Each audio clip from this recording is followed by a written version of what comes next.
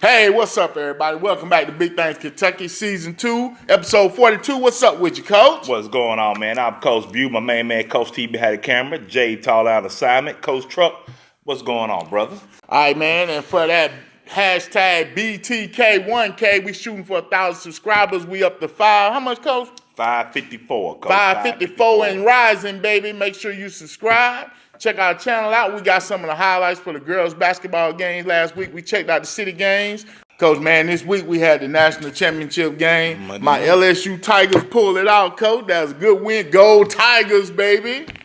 Coach, if I can remember, you picked Clemson to win, but that's neither here nor there. Well, Coach, man, 42. You got any 42s for Man, us, Coach? 42 is some great numbers. 3 of the greatest 42s ever. We got Jackie Robinson, one of the most famous 42s ever. Broke the color barrier for Major League Baseball. Yeah. First black man to play baseball. Then we got my guy, Ronnie Lott, great San Francisco 49er. We're going to the ship, baby. I told you what we was going to do this past weekend to the Vikings. And we did do that, Coach. High five, Coach. Get some. Anyway, all right. Then we got my guy, Laker great James Worthy. Now, Q Walker know this because he played for North Carolina. I hope Q would know this. But other than that, one of the greatest Lakers ever, one of the greatest small forwards ever. Well, yes, he was, man. Yes, right sir, there with yes, my sir. man Charles Barkley. I live two of my great forwards. Ram out a rebound. Absolutely, Coach. Absolutely. Well, Coach, man, this week we're going to kick off. We're going to get a lady some love. You know what I'm saying? We're going to do our girls basketball. The holiday tournaments is over now. We're getting into district play, getting ready for them seedings for the district tournaments and regions. To help us out, we're going to bring on our guest again, Mr. Jared Peck from Harold Leader Prep's high school coverage. Well, Jared, man, we brought you on to help catch us up with girls basketball. Well, I got a story out today. It was in today's paper. It's online right now about Dunbar and the girls. And I didn't even realize when I was doing it, I was writing about how these two girls, Elise Ellison Coons and Tanaya Cecil, are the younger sisters of two girls that ruled the roost here a few years ago. It wasn't that long ago. Kiara Pankins and Michelle Cecil. Pankins was part of like 5 straight district titles and a run to the state championship when she was a freshman. And Michelle Cecil was the region player of the year her senior year. And they won the district her senior year after Pankins had graduated. Well, they're all cousins, apparently. I found that out today. I got an email from the mom today saying, they're cousins, don't you? It's like, no, I don't know that they're cousins. Something new every day. Yes, sir. Yeah. But those two things are doing great things in basketball at Dunbar. I'm coaching New Grunion, Dunbar girls basketball. I'm Tanaya Cecil. I'm Elise Ellison Coons. We're looking good. We're feeling all right. How are these ladies been for you? They're great to have. They're fun to have around the program. They compete hard, they practice hard, and they just want to win games. We're doing good. I don't think people really expected us to be able to, be this good. So we're doing pretty good. We're confident in our team. There's 2 of our 4 captains, and they lead us in practice and they lead us in the games, and it's been a pleasure to have them. I think they're the favorite to win the 43rd district again, although Lexington Catholic is coming on.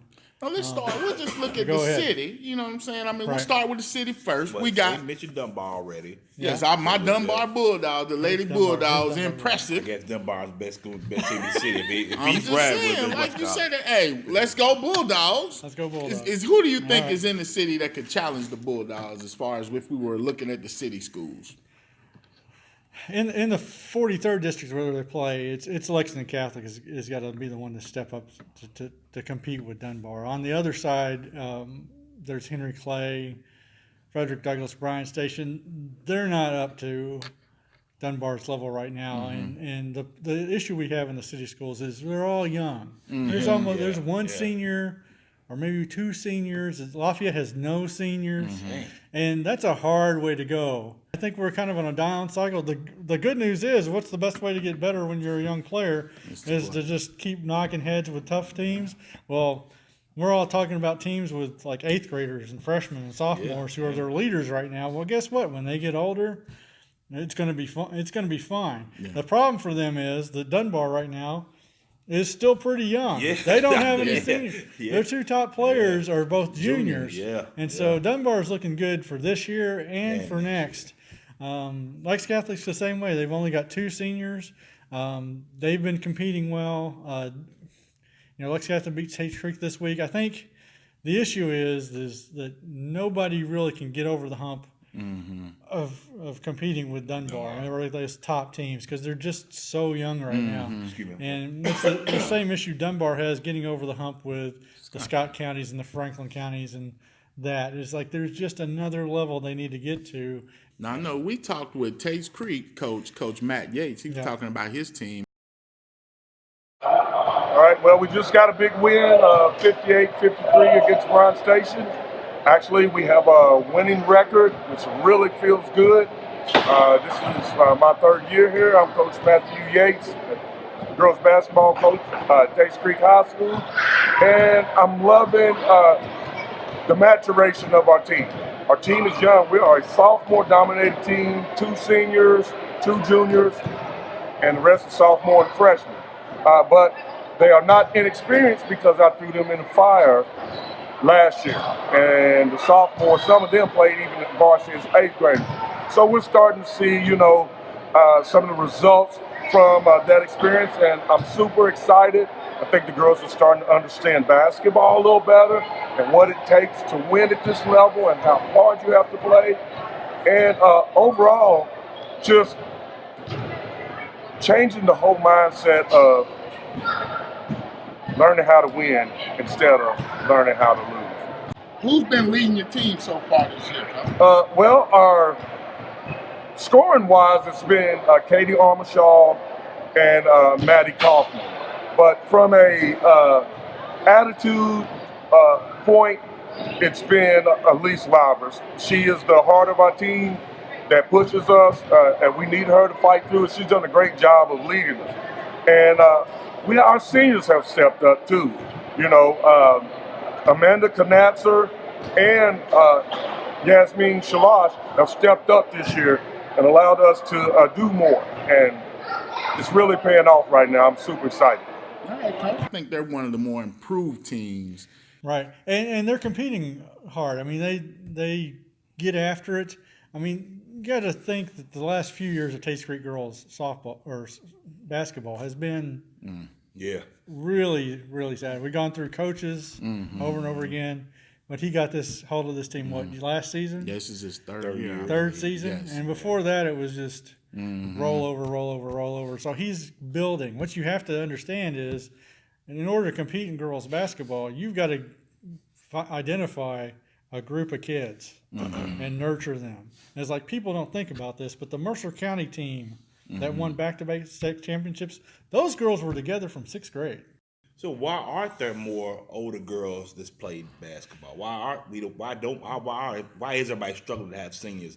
And I know you got LCA with 1 senior, Bryan Station got 1 senior. What about Station? Why is that? Why is that? I think a lot of things is volleyball has become really popular for athletic girls that are tall or will be tall.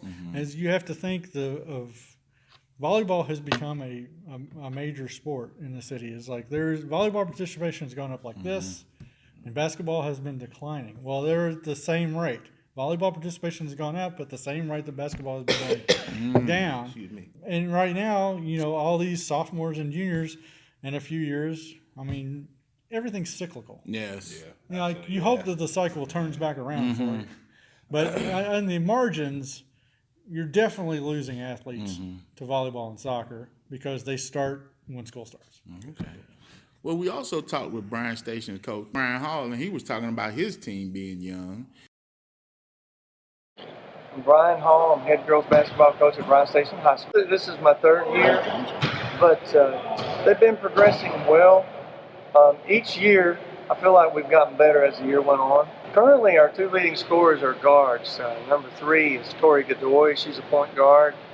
The other leading scorer is a shooting guard. Her name is Tania Woodall, and she's number 21. Those are 2 of our leaders in scoring. They're averaging around 18 and 16 a game, respectively. And then we've got 2 or 3 other girls who are near the double digit. We've got Aaliyah Woodall, and of course, our senior. We only have 1 senior on the team, and that's Rihanna Marshall. And they both lead us in rebounds. Several games they've been averaging over double digits in rebounds, which that's a really good feat. Yeah. And then Douglas also, they had a game this week where they played each other district game, and they're young too. Yeah, how you doing? My name's head coach Sean Ransom of Frederick Douglass High School girls basketball. Well, I'll tell you what, man, this is probably the youngest team I've had in 20 years of coaching throughout. You know, we lost a big star, you know, last year in Destiny Jackson. You know, she was the second leading scorer in the state. You know, we ran a lot of things through her. You know, with her going on to Wright State University, it had some other those young girls who really wasn't used to actually playing a lot of varsity minutes. You know, they kind of got thrown into the fire. So they've been kind of learning on the fly, you know, whatnot. Our record isn't as good as, you know, as I want it to be, but at the same time, we're building and we're growing and we're getting ready for that end of January, February push toward district and region time. I'm a sophomore. Allison Wallace. She probably has one of the sweetest shots in all the state of Kentucky. You know, and whatnot. She shoots a high percentage. You know, I call on her, you know, to do a lot of things. I also have a sophomore in Bradley Price. She's kind of been my point guard on the fly. You know, she's a work in progress. She's learning every day. She shows up. She works hard. And I tell you what, she's just a sophomore, but she'll make a name for herself before she leaves Frederick Douglass High School. So it's kind of like, man, what are we doing? I feel you on that. They're all unbelievably young. I have a feeling that when you come back in 2 years, if they hold together, that basketball is going to be much more competitive in the city. And right now, you've got teams that are playing at about 500 level. Yeah. Lafayette, who couldn't hang on the court at all with Dunbar the other night, they're 8-7. You know, Dunbar's 9-5, but Dunbar's been playing monster teams. Like their 5 losses are all the top 25 teams. 3 of them the top 10 teams. And then, you know, Tate's Creek's got a winning record right now. Like Lexington Catholic's going to have a winning record by the end of the week. You know, it's really just Sarah always has a winning record because they schedule smart. They know what they're doing. Yeah. They don't they play who they know they can play. They're a very, very small school. So they go out and play teams like them. And then when they have a team put together that can compete, then they'll take on a little bit more and they'll compete. But they're not going out to get their head kicked in because they don't have to. And they have a really nice player in Kylie Dennis who's averaging 23.9 a game. Oh man! Yeah, she's filling it up. She scored 17 versus Henry Clay, and they lost to Henry Clay because it's still there's a level there. But I mean, she's having a nice season, and they're having a nice season. Now, one team that seems to always, you know, like even last year, Henry Clay seems to always be there at the end. You know, want to give Coach Sanford props on that. Right. Coach Eric Sanford, I'm the head coach of the Henry Clay girls basketball team. It's my 9th season this year. All right, how's the year been going so far, Coach? It's up and down. You know, I figured it'd be like that with a young team. You know, experience is, you know, valuable, and the only way you can get it is by going through it. So we're taking, you know, we're having a big learning curve right now, and, you know, we're taking it all in stride, but we continue to work hard and get things done. So now y'all gearing up for district play, and what's one of the strengths of your team you got this year? Well, definitely defense. You know, we pride ourselves on working hard on the defensive end. We play a tough district with Scott County, Station, Douglas, and Sayre, so we have to bring it every single night. All right, I know every year it seems like y'all always seem to be there at the end for the district tournament, Coach. How you keep your team going like that? Well, we just stay humble and hungry. We definitely want to be there. We make it a goal to be there. We want to keep ourselves relevant. So we continue to get better, work on the little things day in and day out so that we can get big outcomes.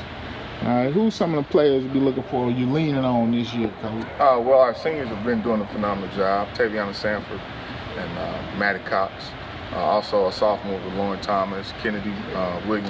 And then we have a freshman, Allie Stone, and then our lone junior, Ravion Jackson.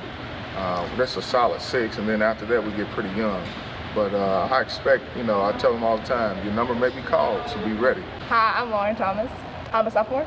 Okay. And I'm part of Henry Clay's team this year, and though we're a young team, I think we have potential for the future and for this year, just if we keep working and keep hustling and keep hyping each other up and being there for each other. We have a lot of young players coming in this year, and though it's been a rocky start, I think we can finish out the season strong if we keep pushing and keep hustling and keep working. I don't know. What do you think about them? What are their chances as far as this year? Yeah, I mean, they you know, have a puncher's chance against most teams. I think that, you know, we get a right draw, it can be right back in the regional finals there. They got to get some players to step up a little bit more than they're doing right now, because, you know, your leading scorer is scoring 9.6 a game. You got to have a little bit more, or else you got to lock down the defense a little bit tighter. And for them, it's going to be about, making the other teams miss, and that can be done. Yeah. But Sanford's proved that he can do it over the years. But everybody right now is battling for second place, pretty much behind Scott County, pretty much, right? Yes, sir. Scott County in the region. That's our region, man. That's what we do. We've been really inconsistent. I'll be honest with you. We're inconsistent. We've not. I think we're searching. We're trying to plug some pieces and trying to make it work. And we've got kids accepting role. We're just trying to piece it together right now. Well, yeah, I think that if you're talking about who's going to contend for region, it starts with Scott County, who's been doing it for a couple of years. Franklin County, who was doing it a few years before that and still has the experience of Brooklyn Miles on their team. She's a 4-star player, one of the highest rated. You think they can beat us? I think that absolutely that Franklin County can beat Scott County. Absolutely can they? Yes. I almost beat them last year with a team that was a year away, and I think that they can do it this year. I think Great Crossing is going to have a great shot to contend this year because it's other half of Scott County. That's split up. Stars went each way. That kind of hurt us. That did hurt us because we ain't as powerful as we usually are. Yeah, there are a couple of players over at Great Crossing that could have helped Scott County out, but that's not the world we're living in anymore. We don't have that world anymore. We got a brand new world. Yeah, we got to go what's brand new and shiny and stuff. Yes, we do. We got a brand new world. It's got some green and blue in it. Now, some people aren't happy, but it's going to work out because this is a long thing. Everything with girls basketball, I mean, you got to build it to get there. And so both those teams, they'll be back, and they'll be able to contend this year. But right now, it's going to take everything Scott County's got to defend that title. Because Franklin County's got Brooklyn Miles, they got Patience Lester, they got a freshman who's unbelievable. They're experienced. They feel like they let that game get away last year. They feel like they ought to have been the 11th region champion last year because it was a one possession game in the 11th region semifinal. It was type of Coach Helton pulled us out, man. Coach D, hey coach, that's my coach. Well, to step back outside the county again, we'll go to the 10th region and talk about, of course, friends of the program GRC and my family coach Robbie Graham, and here we go again, another shirt wardrobe change. Well, the thing I'm most looking forward to about GRC, and I think the GRC is going to be a favorite for the 10th region again, even though they're a little down from last year. They got a tough draw last year, running into the eventual state champion. It hurt us. And Ryle. That was a tough draw. They probably could have gone a little deeper. They still probably would have hit that wall there. But I like GRC because they play differently than everybody else does. They play man-to-man defense, scrappy, turn you over. It's hard to get those open shots against them in the half court. You have to understand, nobody in girls basketball plays man-to-man defense. Nobody. They only do it as okay, this isn't working, let's try this for a little while. But then it's so taxing on your team that it's hard to do. And why GRC has been so good for so long is Graham's got those girls conditioned. And they just wear you down. And Kennedy Igo solves a lot of problems for them. She is very good. Solves a lot of problems for them. They're going to be very good. I can't wait to see them and that boys team, who's also a contender, although they're going to have trouble with Bourbon County this year. I can't wait to see them in that new gym. It opens up, they say, maybe January 31st, but now that they're hedging on that. But sometime next month, they get to move into that new gym. That new gym, if you've seen the photos it's on nice. Twitter, Nice. It looks nice. It's unbelievable. It's going to be. They're going to get more girls to come out to play, more girls and boys to come out to play basketball just looking at that gym. Just first class facilities, man. That's what we do. Hey, with the football stadium with that, they definitely put some money into GRC down there for sure. The best team that I've seen this year in girls basketball is Sacred Heart. Sacred Heart has Erin Toller, who tore both ACLs. She tore one. She tore one a couple of years ago, and she tore the other one last year. Now she's back. She's a UK commit. She's committed to UK, Erin Toller. She plays a little point, plays a little two guard. She's, kind of like 5'5", just strong build. I mean, she's not a skinny little girl. They're a perennial state power. Yeah, they won like 3 or 4 titles in a row in the early 2000s. that coach is still there from then, Donna Moore. She thinks she's got the best team she's had since then, most consistent team. Sacred Heart. They got, I think Destiny Marshall at the other guard. They've got a center in there who's a D1 volleyball commit, and Kristen Clemens, who is going to be one of the top basketball players in the state this year, and she's committed to play volleyball. Yeah, she's committed to play volleyball. And the next best team, I think, is Simon Kenton. Simon Kenton can do everything well. Everybody can shoot. I watched them play in the Lexington Catholic Holiday Tournament, and they run some of the best plays. Just some of the best plays on the run. They play stifling half-court defense that took Elizabethtown, who is a perennial Sweet 16 contender. They took Elizabethtown completely out of what they wanted to do. They couldn't do anything, and they came right down the court and they go boop, boop, boop, boop, and open three. Lady Pioneers. Yeah, they are unbelievable. I think they're going to be contending for state as well. Ryle will be right back there because they have Oregon commit and a favorite for Miss Basketball and Maddie Shearback, and she's healthy now. She was hurt at the beginning of the season. She's healthier now, and she's starting to crank out double-doubles. Now, Jared, looking at coming up this week, any games coming up that we need to be looking forward to over this weekend All right, stretch? so Thursday, in boys, you got Henry Clay at Dunbar. Ooh. Dunbar's a big athletic team. Yes. I don't know if they got enough shooters to hang with. They ain't ready Henry for the Clay. Devils because we just marching on. Marquise and Marquez. And Yes, sir. The rest of that bunch is pretty tough. Coach Brown got us ready. We going to Rupp. Write it down. I'm writing it down right now. Henry Clay Blue Devils, we're going to Rupp, baby.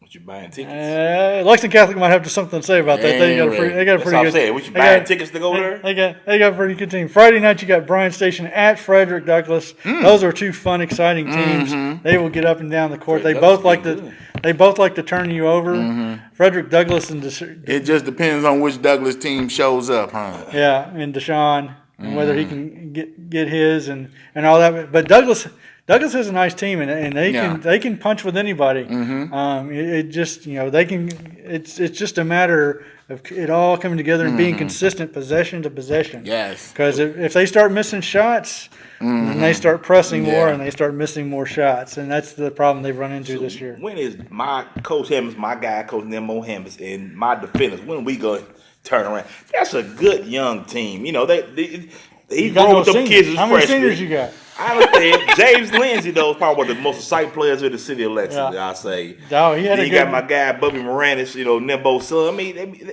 they got to be on the cusp of crossing over to being good, right? Experience. On the girls' side, coming up this week, you got Henry Clay at Dunbar, so you're going to see what Coach Sanford has. It's going to be a tough test for them.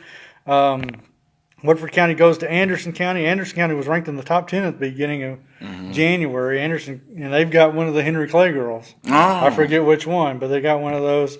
Lafayette plays at Douglas, so that's two teams that are expecting need a win. Now, how's Woodford County doing so far during the season? Woodford County's doing what they're doing. They're now in the 8th region. People don't really realize that. I think they'll be fine. They got Delaney Enlow, who's going to Louisiana Lafayette on softball scholarship. She can hit the ball a mile. So these kids play a lot of multiple sports. A mile. So this Saturday in girls, Dunbar at Catholic's the big game. That's a 43rd district game. That's going to be big one. Doing for seeding. Let's go Bulldogs. Got to have seeding there. They both are looking for that top seed in the 43rd, and then you got Bishop Brossart at GRC in the 10th region. Yes. And that's two of the best. That's big for us. We need two of the best teams in the 10th region. That's going to be a measuring stick game for each of them. Those are I think the biggest games coming up this week. We'll see about that. Well, Jared, man, just let everybody know where can they find you if they want to find some more of this great information you're giving us. Well, if you're on the Twitters, I'm at HL Preps @ HL Preps. Online, I'm at Kentucky.com.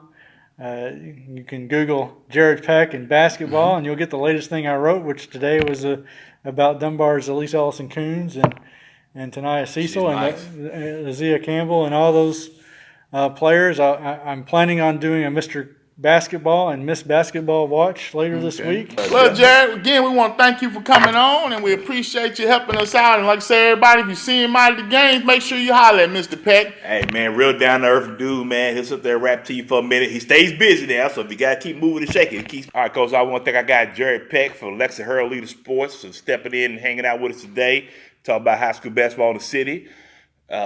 Coach, anything else, man? Man, just all the girls coaches that helped us, put this show together, man. We want to appreciate y'all for letting us in, and we want to give the girls love, let y'all know, hey, the girls, hey, they doing some things. Well, Coach, man, as always, you have to be a living donor. I'm Coach Bew, my main man TB behind the camera, Jay Tall on the sound. Coach Truck. Pays.